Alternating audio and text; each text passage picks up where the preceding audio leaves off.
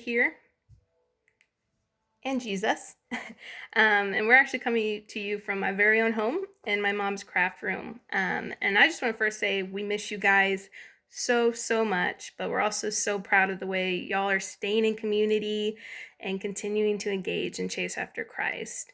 And we just want to encourage y'all to keep doing that. And if we can help in any way, definitely let us know.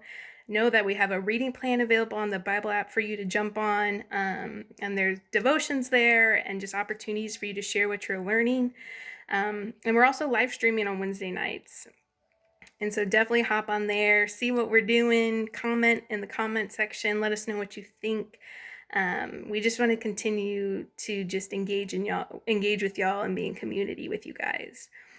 So our church is also actually doing this. So this Sunday we met through live stream. We had an 8 o'clock, a 9:30, and an 11 o'clock service.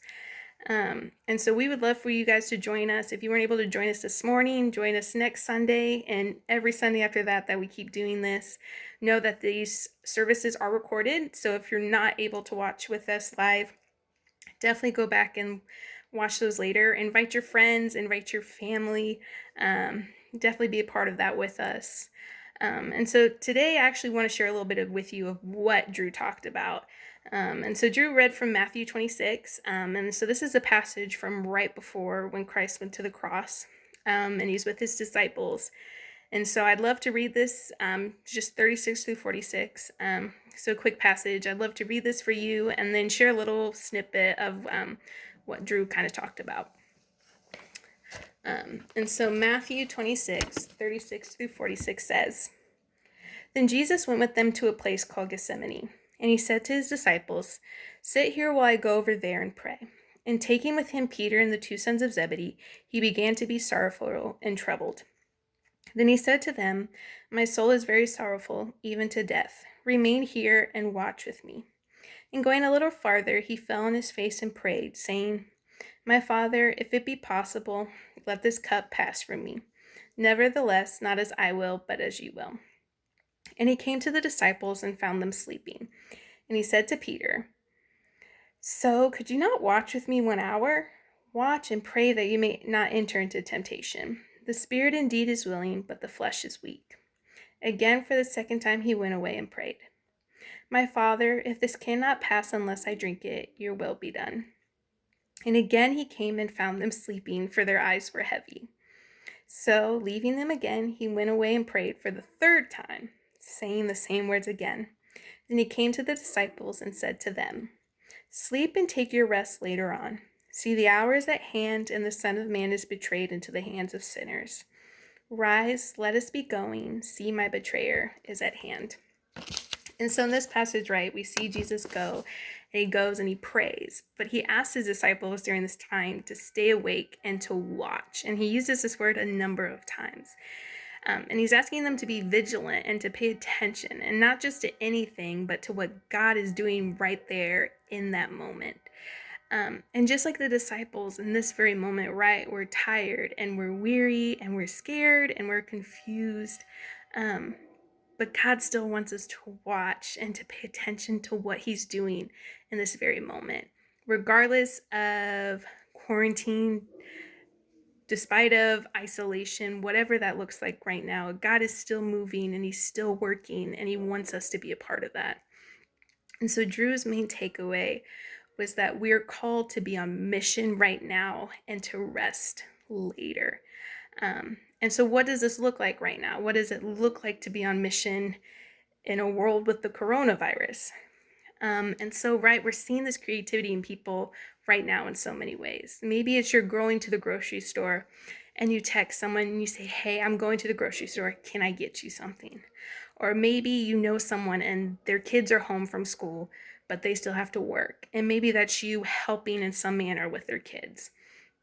Or even right now with this concept of self-isolation, right? For some people, this is so lonely and so isolating. So even something as simple as a phone call or a text can make a huge difference. And so there's so many ways for us to be the hands and feet of Jesus and to love on people. And so ultimately my takeaway from this, right, was God is moving right here and right now. And so how can I be a part of that? How can I be a part of making his power and his glory known? And so I want to encourage y'all to be creative, to think of ways for you to reach out to your neighbors, to reach out to your community, and to show people the love of Jesus. To further this discussion, though, we also have some questions we'd love for you to go over with your Wednesday night small groups. Right now, you might be thinking, how do we do that? That's weird. We can't even be in the same room. And I'm going to explain that in just a second. But I actually really want to go over those questions with you really quick, show you what these conversations are going to look like, and then I'll give you some ideas on how you and your group can meet together. So the first thing we want you to do is to reread that passage with your group. It's Matthew 26, verses 36 through 46. And we'll have 4 questions for y'all. And so the first question is, Jesus turned to prayer first. Are you doing that? So how right now are you praying for yourself, for the people around you, for your community, for our nation, for the world? How are you in communication with God right now? The second is, what did Drew say about the word watch in this passage? So Jesus uses the word watch a number of times in this passage, and Drew kind of talks about what that looks like and what that means. So we'd love for you to kind of discuss what he talks about within your own group. The third thing is being on mission exciting, intimidating, or both? So share with your group how this idea of being on mission makes you feel right here and right now. And the fourth and final thing is that Drew gave us 3 challenges: to pray, to reach out, and to care. So what do these challenges look like for someone your age? How can you practically live out these challenges? How can you pray? How can you reach out? And how can you care for those around you? And so we are going to text these questions out to you. We'll have them on our social media platforms, and we'll also have them in the description box of our YouTube video. So definitely get a hold of these questions. Get together with your small group, Wednesday night small group. This might be a group chat. It might be Zoom, which is like a FaceTime kind of app. There's Water Polo. Marco Polo, not Water Polo, which is the same concept. FaceTime, just whatever platform you want to use, however that looks for your group. Get together, dive into these questions, go deeper, and continue to push each other closer to Christ. We want y'all to engage in community.